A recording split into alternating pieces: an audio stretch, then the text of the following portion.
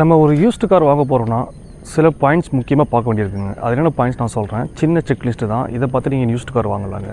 First point என்ன point அப்படின்னா, வண்டி மேஜர் ஆக்சிடென்ட் ஆயிருக்கா ஆகலையா, அது எப்படி கண்டுபிடிக்கிறது ஒன்று. ரெண்டாவது, வண்டி மீட்டர் டேம்ப், அதாவது கிலோமீட்டர் மாற்றிருக்காங்களா இல்லையா, அது எப்படி கண்டுபிடிக்கிறது ரெண்டு. மூணாவது பார்த்திங்கன்னா, வண்டி ஃப்ளட் அஃபெக்ட் ஆயிருக்கா. ஃப்ளட்னு பார்த்திங்கன்னா 3 ஃப்ளட் இருக்குது. டயரு ப்ளஸ் வந்து door plus full roof. So இந்த மூணு செக்லிஸ்ட்டு. நாலாவது ரொம்ப ரொம்ப முக்கியம், வண்டி ரஸ்ட்டாக இருக்கா. ரஸ்ட்னா என்னங்க, ரஸ்ட்டை பொறுத்தவரையும் வண்டி சேஸஸ்ஸு இல்லை வந்து உங்களுக்கு வண்டியில் பார்க்க முடியாத இடங்கள், அதாவது அண்டர்பாலில் எங்கேயாவது ரஸ்ட்டாக இருக்குது, இல்லை இன்ஜினுக்குள்ளே ரூமில் ரஸ்ட்டாக இருக்குது அப்படின்னு நிறைய பேர் பார்க்குறதே கிடையாதுங்க. ஸோ இதெல்லாம் முக்கியமான இந்த பாயிண்ட்ஸ். இதில் வந்து ஏதாவது ஒரு இஷ்யூ இருந்துச்சுனாலும் வண்டி வாங்காதீங்க. ஆனால் இன்னொரு செக்லிஸ்ட் இருக்குது. இன்ஜின் கியர் பாக்ஸ் ஓப்பன் பண்ணியிருக்காங்களா செக் பண்ணணுங்க. இப்போது ஃபஸ்ட்டு பாயிண்ட் வந்து கார் மேஜர் ஆக்சிடெண்ட் எப்படி கண்டுபிடிக்குதுன்னு. சரிங்களா, காரை பொறுத்த வரையும் நல்லா பெயிண்ட்லாம் பண்ணி பாலிஷ்லாம் போட்டு பல வச்சுருப்பாங்க. ஸோ அதனால் நம்ம எப்படி தெரிஞ்சுக்கிறது அப்படின்னு பார்க்குறீங்கன்னா, காரை பொறுத்த வரையும் ஆக்சிடெண்ட் அப்படின்னு போனாலே சில பார்ட்ஸ் எல்லாம் வந்து ரெடி பண்ண முடியாது. ஸோ ரீப்ளேஸ் தான் பண்ண முடியும். ஸோ அந்த வகையில் பார்த்திங்கன்னா டோர் இருக்குது பார்த்திங்களா, டோரை வந்து மேக்ஸிமம் ரெடி பண்ண முடியாது, ரீப்ளேஸ்மெண்ட் தான். ஸோ டோர் ரீப்ளேஸ்மெண்ட் பண்ணலாம். ஆனால் அதையும் தாண்டி உங்களுக்கு இந்த பார்ட் இங்கே எதுவும் ஒர்க் பண்ணிக்கக்கூடாதுங்க. இங்கே வந்து இந்த பஞ்சஸ் தெரியுங்களே, இந்த மாதிரி பஞ்சஸ் வந்து வண்டி ஒரு வேளை இம்பேக்ட் ஆகி இங்கே ஆகிடுச்சு அப்படின்னா இது ரெடி பண்ண முடியாது. ஒன்லி ஃபார் ரோபோட் ரெடி பண்ண முடியும். ஸோ இந்த மாதிரி இருந்தால் வண்டி வாங்காதீங்க. ஏன்னா நம்ம இருக்கிற டிராஃபிக் எக்ஸாமில் வந்து பார்த்திங்கன்னா பம்பர் அடிபடலாம், இல்லை டோர் அடிபடலாம், ஃப்ரண்ட் விண்ட்ஷீல்டு அடிபடலாம். ஸோ இதில் வந்து எந்த ரீப்ளேஸ்மெண்ட் நடக்கலாம். இது வந்து மேஜர் ஆக்சிடென்ட்டே கிடையாதுங்க. அதையும் தாண்டி உங்களுக்கு சேஸில் அடிபடுது, இன்ஜின் ரூமில் அடிபடுது. ஸோ அப்போனா மட்டும்தான் அது மேஜர் ஆக்சிடெண்ட்டாக நம்ம சொல்லணுங்க.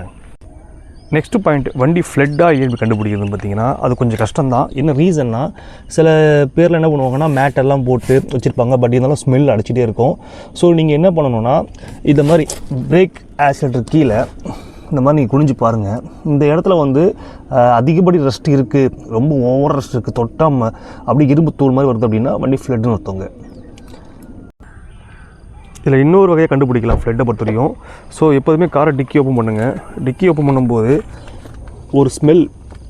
ஒரு விதமான ஸ்மெல் அடிக்கதான்னு பார்த்துக்கோங்க. அதாவது தண்ணி உள்ளே ஊறி இருந்தால் எப்படி இருக்கும், ஏதாவது ஸ்மெல் அடிக்கதான் பார்த்துக்கோங்க.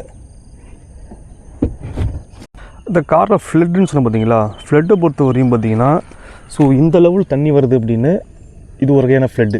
மொத்தம் ஏபி சொல்லுவாங்க, மொத்தம் 3 ஃப்ளட் இருக்கும். ஸோ இந்த ஒரு ஃப்ளட்டு. ரெண்டாவது ஃப்ளட்டு வந்து இங்கே மிடில். சரிங்களா, மூணாவது ஃபுல் ரூஃப் பிளட்டு. சரிங்களா, ஸோ இந்த மூணுமே பார்த்திங்கன்னா வண்டி ஃப்ளட் எஃபெக்ட்னால நீங்கள் தயவு செஞ்சு வண்டியை வாங்காதீங்க. அது எப்போனாலும் உங்களுக்கு செலவு கொடுத்துட்டே இருக்கும். மேஜர் ஆக்சிடெண்ட்டை பொறுத்த வரையும் இன்னொரு முக்கியமான பாயிண்ட் பார்க்க வேண்டியது இந்த இடங்க. இந்த மவுண்ட்டும் ப்ளஸ் இந்த மவுண்ட்டும் ஏதாவது ஒர்க் பண்ணியிருக்காங்களா. ஸோ ஒர்க் பண்ணியிருந்தால் எப்படி கண்டுபிடிக்குது அப்படின்னா, இந்த மாதிரி பேஸ்ட் வந்து இருக்காதுங்க. சப்போஸ் ஒர்க் பண்ணியிருந்தாங்கன்னா இந்த மாதிரி ப்ளைனாக இருக்குங்க. ஸோ அப்படி இருந்தால் வண்டி வாங்காதீங்க.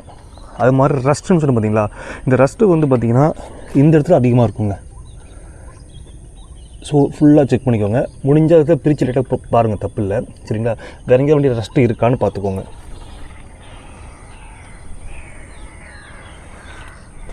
மற்றபடி நீங்கள் பம்பர் மாற்றுங்க, ஹெட்லைட்டு மாற்றுங்க, ரேடியேட்டர் கூட மாற்றுங்க. இதெல்லாம் வந்து ஆக்சிடெண்ட்டே நார்மல் ஆக்சிடெண்ட் தாங்க. மேஜர் ஆக்சிடெண்ட்டை பொறுத்த வரையும் இம்பேக்ட் வந்து எங்கேயும் போயிடக்கூடாதுங்க.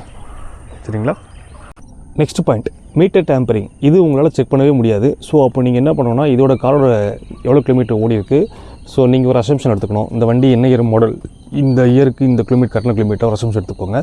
ரெண்டாவது, டேரெக்டாக ஒரு ஷோரூம் விசிட் பண்ணி பாருங்கள். இந்த மாதிரி வந்து வண்டி கரெக்டான கிலோமீட்டர் ஓடி செக் பண்ணி பாருங்கள். ஸோ அது மூலமாக கண்டுபிடிச்சிடலாம். இன்கேஸ் கஸ்டமர் வந்து அவர் சர்வீஸே விடுறதில்ல வெளியே, அதாவது ஓஎம் விடுறதில்ல, வெளியே விட்டுட்டுருக்காரு அப்படின்னாலும் சரி, ஓகே, நீங்கள் டேரெக்டாக வண்டி எடுத்துகிட்டு போயிட்டு ஷோரூமில் செக் பண்ணது பெரிய நல்ல விஷயந்தான். ஸோ இந்த செக்லிஸ்ட் எல்லாம் நீங்கள் ஒரு யூஸ்டு கார் வாங்கும் போது முக்கியமாக பார்க்க வேண்டிய பாயிண்ட்ஸுங்க. ஸோ தயவு செஞ்சு நீங்கள் ஒரு கார் வாங்க போகிறீங்க அப்படின்னா யூஸ்டு கார் மார்க்கெட்டில் இதை மட்டும் பார்த்தா போதும், வேறு நீங்கள் பார்க்க வேண்டிய அவசியமே கிடையாது. புக் கண்டிப்பாக மெயினாக பார்த்தே ஆகணுங்க. ஆர்சி புக் என்ன அப்படின்னா, அதுதான் வண்டிக்கு வந்து நீங்கள் கொடுக்குற காசுக்கு ஒர்த்தா இல்லையான்னு சொல்லுவோம். சரிங்களா, ஸோ இப்போ கார் வந்து 5 lakhs அப்படின்னா ஆர்சி புக் இல்லைன்னா தயவு செஞ்சு வண்டி வாங்காதீங்க. அது மாதிரி ஆர்சி புக் டூப்ளிகேட் ஆர்சியான்னு பார்த்துக்கோங்க. அப்படி டூப்ளிகேட் ஆர்சி இருந்தாலும் அதுவும் வண்டி வாங்காதீங்க.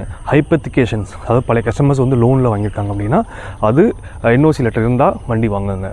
இன்சூரன்ஸ் லைவில் இருக்கணும் அவசியம் கிடையாது, நம்ம வேணால் தனியாக போட்டுக்கலாம். அதே மாதிரி இன்சூரன்ஸ் வந்து சில பேர் நினைக்கிறாங்க நீங்கள் நோ கிளைம் போனஸஸ் வந்து கிளைம் பண்ணிக்கிங்க யாருக்கு எந்த பிரச்சனையும் கிடையாது. ஏன்னா நீங்கள் ஃபிசிக்கலாகவே காரை செக் பண்ணிட்டீங்க. ஸோ கார் குவாலிட்டியாக இருந்தால் தாராளமாக வாங்கலாம்.